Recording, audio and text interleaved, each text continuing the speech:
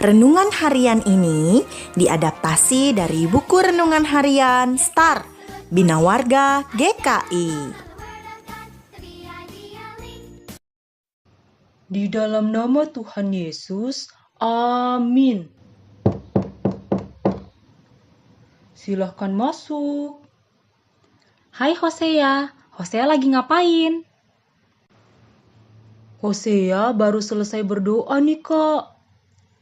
Wah, bagus sekali Hosea. Sebagai orang percaya, berdoa itu adalah waktu di mana kita bisa berbicara kepada Tuhan. Dan doa itu seperti nafas hidup kita. Iya, Kak.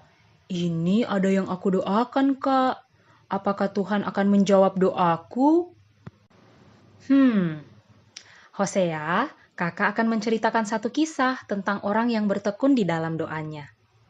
Hosea pernah mendengar nama Nommensen? Dia adalah seorang tokoh pengabar Injil berkebangsaan Jerman yang terkenal di Indonesia. Hasil dari pekerjaannya adalah berdirinya sebuah gereja terbesar di wilayah suku Batak Toba. Gereja itu bernama Huria Kristen Batak Protestan atau singkatannya HKBP.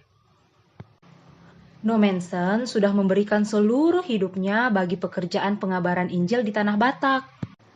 Nah, ketika dia berumur 13 tahun, ia mengalami kecelakaan berat, yaitu tertabrak kereta kuda, sehingga ia tidak dapat berjalan dalam waktu yang lama. Selama sakit, ia membaca buku-buku dan mendapat cerita dari teman-temannya, yakni kisah tentang pengalaman pendeta-pendeta yang pergi memberitakan Injil kepada banyak orang. Nommensen sangat tertarik mendengar cerita-cerita itu.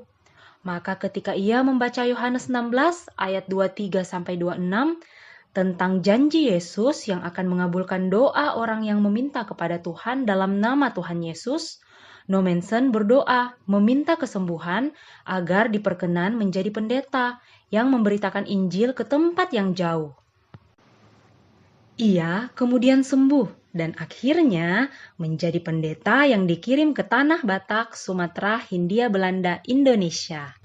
Tuhan Yesus mengajarkan kita untuk terus berdoa, bahkan di segala keadaan apapun. Tuhan mau kita terus berdoa. Hosea, coba baca Yohanes 16 ayat 23b. Aku baca ya, Kak. Yohanes 16 ayat 23b. Aku berkata kepadamu, sesungguhnya segala sesuatu yang kamu minta kepada Bapa akan diberikannya kepadamu dalam namaku. Nah, di dalam doa pasti kita sering punya permohonan kepada Tuhan. Tuhan pasti mendengarkan doa anak-anaknya. Namun, terkadang yang kita doakan tidak langsung terjawab, atau mungkin Tuhan punya rencana yang lebih baik dari yang kita doakan. Karena Tuhan tahu apa yang terbaik untuk anak-anaknya. Karena itu, ketika kita berdoa dengan sepenuh hati, dengan penuh kerendahan hati, menyampaikan isi hati kita kepada Tuhan, memohon ampun atas dosa kita, dan juga mengucap syukur kepada Tuhan dan berserah kepada kehendak-Nya. Dan di akhir doa kita menutup dengan kata di dalam nama Tuhan Yesus. Baik, Kak. Aku mau terus berdoa kepada Tuhan dan berserah kepada kehendak dan keinginan Tuhan. Adik-adik di rumah, jika adik-adik minta sesuatu kepada Tuhan, Tuhan pasti mendengarnya, dan Tuhan juga sedang merencanakan jawaban yang paling baik untuk adik-adik, karena Tuhan tahu apa yang terbaik untuk adik-adik. Sekian renungan hari ini. Mari kita berdoa. Bapa di surga, berikan kesempatan kepada kami juga untuk melayani Tuhan sesuai rencanamu. Dan ajarilah kami agar dapat berdoa seturut dengan kehendak-Mu.